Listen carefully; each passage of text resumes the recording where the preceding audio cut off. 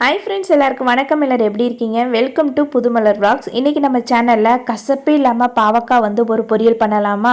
பாவக்காய் பெரிய பாவக்காய் வாங்கியிருக்கேன். இந்த பாவக்காவை குட்டி குட்டியாக கட் பண்ணி தேவையான அளவுக்கு நம்ம உப்பு சேர்த்து நல்லா கலந்து ஒரு 1/4 மணி நேரத்துக்கிட்ட தனியாக அப்படி வச்சிடலாம். இதுக்கு அரிசி நல்லா வறுத்துக்கணும். அரிசி எப்படி வறுக்கணும்னா நல்ல கலர் மாதிரி ப்ரௌன் கலராக வரும் பாருங்கள். இந்த மாதிரி அரிசி நல்லா வறுத்து எடுத்துக்கணும். இப்போ அந்த அரிசி கூட தேவையான அளவு காரத்துக்கு ஏற்ற மாதிரி மிளகாத்தூள் சேர்த்துக்கோங்க.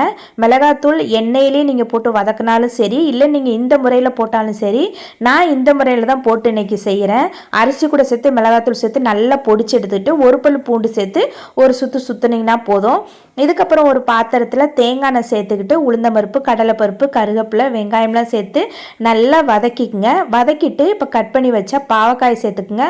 பாவக்காயில் தண்ணி நல்லா ஊறி அடியில் இருந்துச்சு அப்படின்னா தண்ணியை கீழே கொட்டிடுங்க, கசப்பு இருக்காது. பாவக்காய் எப்படி வேக வைக்கணும்னாக்க மூடி வச்சு இடைக்கு கிளறி விட்டு இந்த மாதிரி வேக வைக்கணும். நீங்கள் இந்த பாவக்காயில் தண்ணி சேர்த்துறவே கூடாது, கசப்பு கூடிரும். இதுக்கு இன்னொரு பாவக்காய் தொக்கு மாதிரி தக்காளிலாம் சேர்த்து செய்யலாம். இது தக்காளிலாம் இல்லாமல் பொரியல் மாதிரி தான் நான் பண்ணுறேன், கசப்பும் இருக்காது.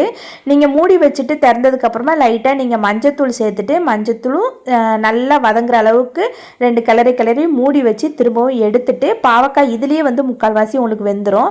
இதுக்கப்புறம் பார்த்தீங்கன்னா நல்லா வெந்ததுக்கு அப்புறமா அந்த அரிசி நம்ம பொடிச்சு வச்சோம் பாருங்க, அந்த அரிசியை இந்த பாவக்காயில் சேர்த்துக்கோங்க. சேர்த்துட்டு நல்லா ஃப்ரை பண்ணுங்க. அந்த அரிசி அடியில் பிடிக்கிற மாதிரி வரும். ஆனால் நீங்கள் அதெல்லாம் எடுத்து விட்டு நல்லா நீங்கள் கிளறிக்கிங்க.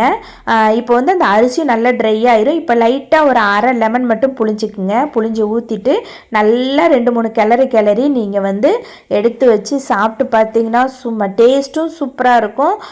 சாம்பார் சாதத்துலேருந்து ரசத்துலேருந்து எல்லாருக்குமே இந்த பாவக்காய் எல்லாத்துக்குமே சூப்பர் காம்பினேஷனாக இருக்கும்.